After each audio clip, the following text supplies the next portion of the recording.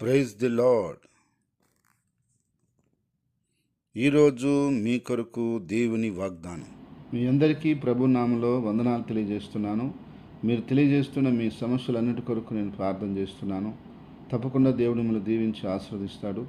ఈ యొక్క సందేశం మీకు ఆశీర్వాదకరంగా ఉన్నట్లయితే లైక్ చేయండి, కామెంట్ చేయండి, షేర్ చేయండి.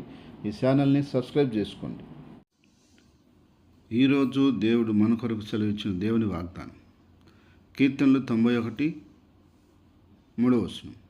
ఏటిగాని ఉరి నుండి ఆయన నిన్ను విడిపించును, నాశనకరమైన తెగులు రాకుండా నిన్ను రక్షించును.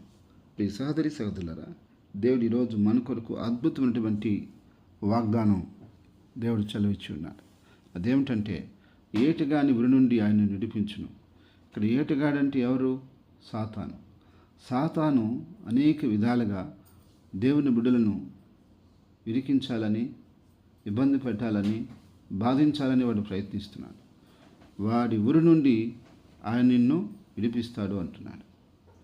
నాశనకరమైన తెగులు రాకుండా నిన్ను రక్షిస్తాడని చెప్పి దేవుని యొక్క వాక్యం చలిస్తూ ఉంది. అవును, ఈ సహోదరులారా, దేవుని యొక్క వాక్యాన్ని బట్టి మనం చూసినట్లయితే సాతానుడు ఆయన బిడ్డలను నాశనం చేయాలని వాడి పాస్ట్ నుంచి కూడా ఎన్నోసార్లు ప్రయత్నం చేస్తూనే ఉన్నాడు.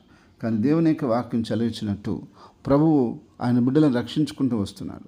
కాబట్టి సహోదరుడా, ఈరోజు సాతాను ఏ విధమైనటువంటి ఉరిలో నిన్ను ఇరికించాలని చూస్తున్నాడో, ఎలాంటి ఉరిలో నువ్వు చిక్కుని ఉన్నావో, ప్రభు ఆ యొక్క ఉరిలో నుంచి, ఆ యొక్క ఉచ్చులో నుంచి ప్రభు నిన్ను తప్పక విడిపిస్తానని దేవుని యొక్క వాగ్దానం చదివిస్తూ ఉంది. కాబట్టి నువ్వు శోధనలో ఉన్నావా, శ్రమలో ఉన్నావా, ఇరుకుల్లో ఉన్నావా, ఇబ్బందుల్లో ఉన్నావా, బాధలో ఉన్నావా, కష్టాల్లో ఉన్నావా, ఎలాంటి పరిస్థితుల్లో నువ్వు ఉన్నా సరే ప్రభు నిన్ను విడిపిస్తానని ఈ మాట ద్వారా దేవుడు నీతో చదివిస్తున్నాడు. అంతేకాదు, నాశనకరమైన తెగులు రాకుండా ఆయనను రక్షిస్తానని చెప్పి ప్రభు యొక్క తన వాక్యం ద్వారా దేవుడు నీకు చదివిస్తున్నాడు. కాబట్టి దేవుడు అన్ని విధాలుగా నీకు సహాయం చేసి నీకు ఆ యొక్క వాగ్దానం పట్ల దేవుడు నెరవేర్చి ఆశీర్వదిస్తాడు. కాబట్టి నువ్వు ఎలాంటి పరిస్థితి నీ జీవితంలో ఉన్నా, ఎలాంటి స్థితిగతులు నీ జీవితంలో ఉన్నా నువ్వు కంగారు పడాల్సిన, భయపడాల్సిన అవసరం లేదు.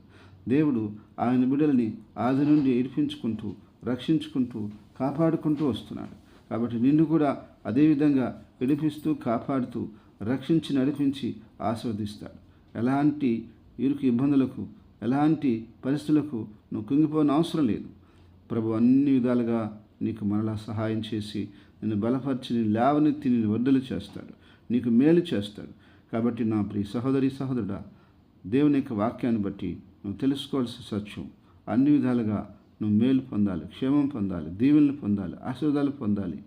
అన్ని విధాలుగా క్షేమాన్ని, దీవెనలు, ఆశీర్వాదాలు నువ్వు పొందుకోవాలి.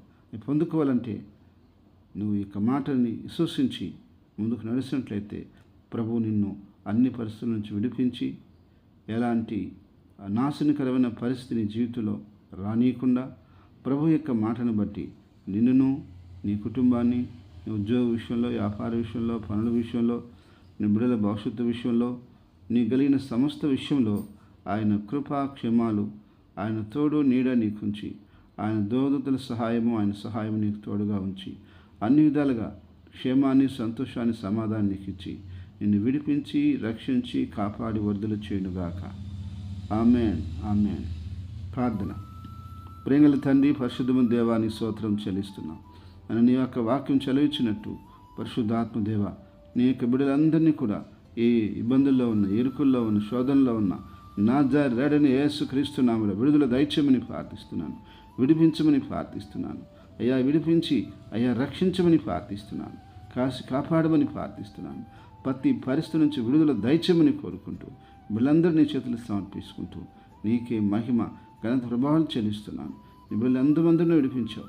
నీ బిడ్డలందరినీ కూడా విడిపించి నువ్వు రక్షించుకోమని, నువ్వు సహాయం చేసి దీవించి కాపాడమని, నీ నామాన్ని అత్యధికంగా మహింపరచుకోమని, అన్ని విషయాలను తోడునమని చేతులు సమర్పించుకుంటూ అయ్యా నీ చిత్తమని, నీకు నామాన్ని మహింపరచుకోమని, దినం పుట్టినరోజును, వివాహాలను జరుపుకున్న వ్యక్తుల్ని, బిడ్డల్ని, కుటుంబాల్ని జ్ఞాపకం చేసుకుని వారిని బలపరిచి, దీవించి, ఆశీర్వదించమని యేసుక్రీస్తు నామంలో స్తుతించి ప్రార్థించి అడిగేడుకుంటున్నాం తండ్రి. ఆమేన్.